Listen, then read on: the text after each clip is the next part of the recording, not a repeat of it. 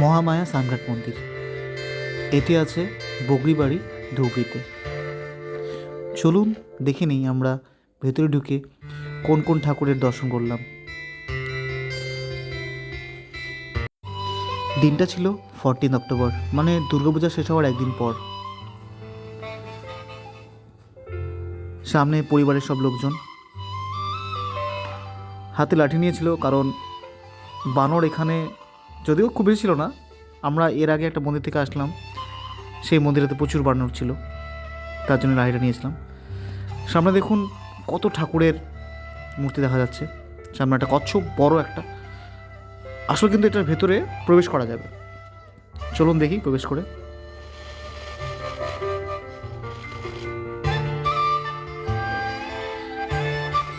কত বড় হা করে আছে। ভেতরে দেখুন একটা ঠাকুরের মূর্তি দেখা যাচ্ছে, সেটা দুর্গা ঠাকুর। শুধু তাই না, সাথে আরও অসংখ্য ঠাকুর ছিল। চলে যাচ্ছি আরেকটা মন্দিরের দিকে, গুহার মতো রাস্তা। বানর, কত সুন্দর ডিজাইন। বানরটা দেখুন, পিন্টুদা এক্সাইটেড ছিল খুব।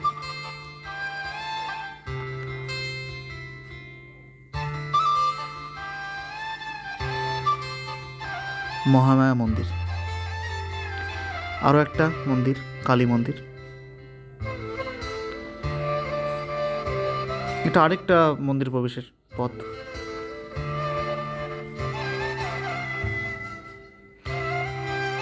শ্রীকৃষ্ণ আছে গরুর পেটে, হাতির পেটে। এটা বিশ্বকর্মা আছে মনে হয়। এটা ভাগ্নি, এটা জিজু।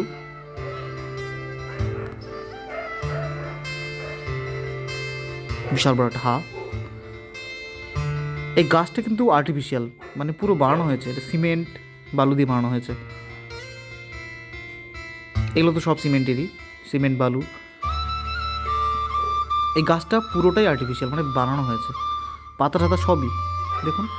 গাছটার ভেতরে আমরা ঢুকে গেলাম। ভেতরটা কি সুন্দর, একদম পুরো গাছের ইন্টেরিয়রে চলে এসেছি মনে হচ্ছে। সামনে ঠাকুর,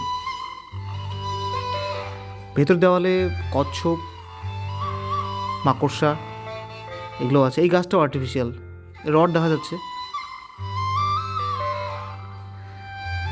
আর এই গাছটা অবশ্য অরিজিনাল, যেটা সামনে এখন দেখতে পাচ্ছি। সামনে অনেক বড় হনুমানের মন্দির আছে।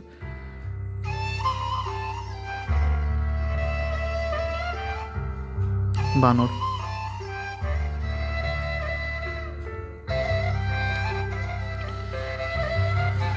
ব্রহ্মা মন্দির।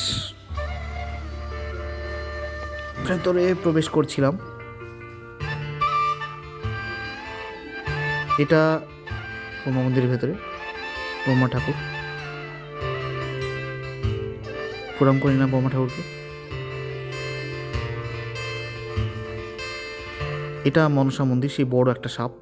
এর ভেতরে আমরা প্রবেশ করব, দেখি কি আছে।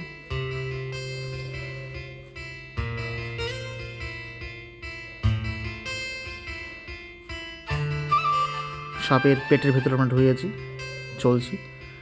অন্ধকার, দুই সাইডে কিছুটা গ্যাপে গ্যাপে জানলার মতো আছে, ছোট ছোট, ভেন্টিলেশনের জন্য।